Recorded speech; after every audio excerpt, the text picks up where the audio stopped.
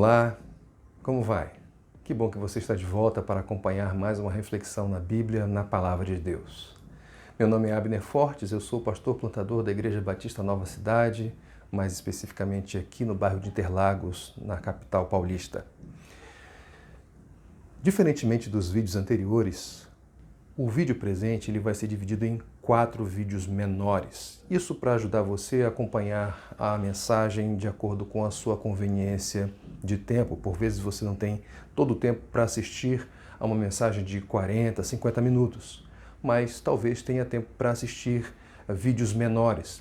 E foi pensando nisso que eu decidi dividir este vídeo em 4. Eu só peço que você, para entender melhor essa reflexão, assista a esses vídeos na ordem, de 1 a 4. Tudo bem? Em certa ocasião, o filósofo, escritor e professor Olavo de Carvalho disse o seguinte: não fiquem tristes. Se todos os problemas tivessem solução, para que precisaríamos de Deus? Só os problemas insolúveis levam à busca de sabedoria. Analisada friamente, essa frase, ela insinua que nós só precisamos de Deus se estivermos passando por problemas impossíveis de serem resolvidos. Nesse sentido, Olavo de Carvalho está completamente errado. Contudo, ele tem razão ao sugerir que problemas insolúveis intensificam a necessidade e a busca por Deus. E é interessante que ele aconselha: não fiquem tristes. Muito provavelmente ele está se dirigindo a pessoas que estão passando por problemas impossíveis de serem resolvidos. Por que essas pessoas não precisam ficar tristes? Porque mesmo que elas não possam resolver suas causas impossíveis, Deus pode. Certamente você tem os seus problemas e aflições específicos. Certamente você já passou por alguma situação aparentemente insolúvel que foi diferente do problema do outro. Contudo, há um problema impossível de ser resolvido que é comum a todas as pessoas, e isso nos coloca a todos no mesmo barco com uma diferença crucial. Há pessoas no barco que não sabem do problema, e há outras que até sabem do problema, mas não sabem como solucioná-lo e quem pode fazer isso.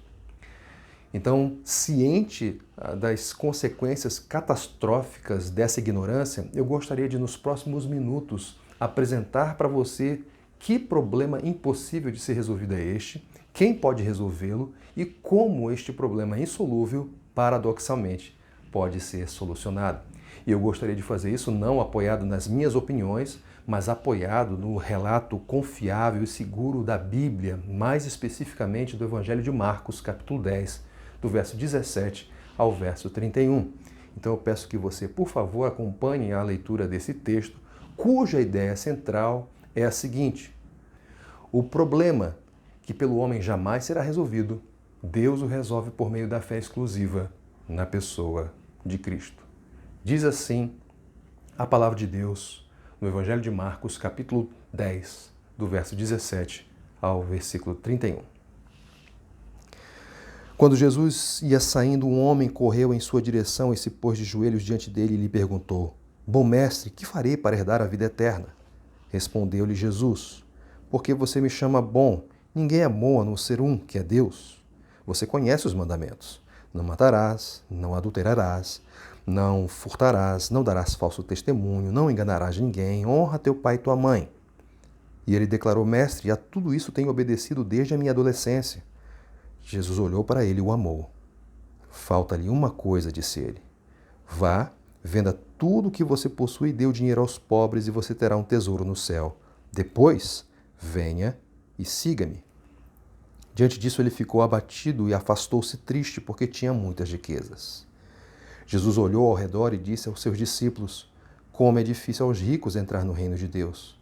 Os discípulos ficaram admirados com essas palavras. Mas Jesus repetiu: filhos, como é difícil entrar no reino de Deus. É mais fácil passar um camelo pelo fundo de uma agulha do que um rico entrar no reino de Deus. Os discípulos ficaram perplexos e perguntavam uns aos outros: neste caso, quem pode ser salvo? Jesus olhou para eles e respondeu: para o homem é impossível, mas para Deus não. todas as coisas são possíveis para Deus. Então Pedro começou a dizer-lhe: nós deixamos tudo para seguir-te. Respondeu Jesus: digo-lhes a verdade, ninguém que tenha deixado casa, irmãos, irmãs, mãe, pai, filhos ou campos por causa de mim e do Evangelho, deixará de receber 100 vezes mais já no tempo presente casas, irmãos, irmãs, mães, filhos e campos, e com eles perseguição, e na era futura a vida eterna.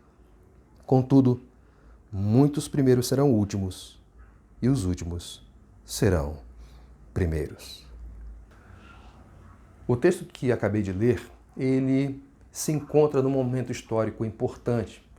Ele retrata a penúltima fase do ministério pessoal de Jesus Cristo aqui na Terra. Nesse momento, a sua fama já era extraordinária, ele já era reconhecido como um profeta poderoso em palavras e obras diante de Deus e de todo o povo. Multidões o seguiam, ele realizava milagres e o seu ensino era diferente do ensino dos religiosos da sua época, porque ele ensinava com autoridade e poder. Portanto, se havia uma pessoa que era capaz de lidar com as questões mais complexas da vida, inclusive as insolúveis, esse alguém era Jesus. O anônimo do nosso texto provavelmente soube dessa fama de Jesus e, na primeira oportunidade com ele, apresentou uma questão que o estava angustiando. Marcos, capítulo 10, de 17 a 31, vai então girar em torno, vai se desenvolver a partir desta angústia que foi formulada por meio de uma pergunta. Bom mestre, que farei para herdar a vida eterna? Qualquer judeu tradicional saberia responder a essa questão. Ele diria: basta você obedecer à lei de Moisés. As pessoas que assim procedessem, elas receberiam a vida eterna, seriam consideradas justas e boas aos olhos de Deus. Além disso, para um judeu raiz, a vida eterna estava reservada para aqueles que eram descendentes de Abraão, Isaque e Jacó. E essa mentalidade está presente na pergunta que o homem fez a Jesus. Você deve ter percebido que ele usou o verbo herdar, que transmite a ideia de receber algo por direito de herança, algo que é transmitido de maneira biológica, hereditária. Contudo, o caminho que Jesus vai apontar para a salvação é completamente diferente e não passa por essas duas vias, por esses dois caminhos, pelo caminho da transmissão hereditária e muito menos por causa da pessoa ser boa ou cumpridora da lei. Há um outro detalhe importante da mentalidade judaica que é fundamental de nós destacarmos aqui, que era a perspectiva de que uma pessoa rica, e especialmente um judeu rico, era uma pessoa sobre quem repousava a bênção de Deus. Logo, uma pessoa assim não precisaria se preocupar com o que fazer para herdar a vida eterna, porque as suas riquezas eram um sinal que Deus daria essa bênção para a pessoa. O texto que acabamos de ler, ele deu todos os indícios de que aquele homem era um judeu, cumpridor da lei de Moisés e muito rico, e, portanto, de acordo com a perspectiva da época, era alguém que merecia a vida eterna. Contudo, por mais que o senso comum concordasse com isso, por mais que a mentalidade judaica da época aceitasse essa ideia, aquele homem não estava convencido disso, ele estava em luta interior, ele estava aflito, ele tinha um problema, ele não sabia como resolvê-lo e ele precisava urgentemente de socorro. Então, ao saber da fama de Jesus, ele certamente concluiu: talvez esse Jesus possa me ajudar. O texto de Marcos, capítulo 10, de 17 a 31, então, vai relatar o encontro desse homem com Jesus. Na realidade, vai descrever o diálogo deste homem com Jesus. Mas este não é o único diálogo da passagem, porque ela também vai voltar a sua atenção para uma outra conversa, a conversa de Jesus com os seus discípulos. E embora em cada momento os públicos com quem Jesus dialoga sejam diferentes, o assunto não muda, ele permanece o mesmo. O que é necessário fazer para herdar a vida eterna? Qual será a resposta de Jesus a essa questão? Os diálogos vão nos dizer. Então vamos ao primeiro diálogo, o diálogo do homem com Jesus. E nós vamos ler inicialmente o texto que vai do versículo 17 até o versículo 20, texto e passagem que nós vamos analisar no próximo vídeo.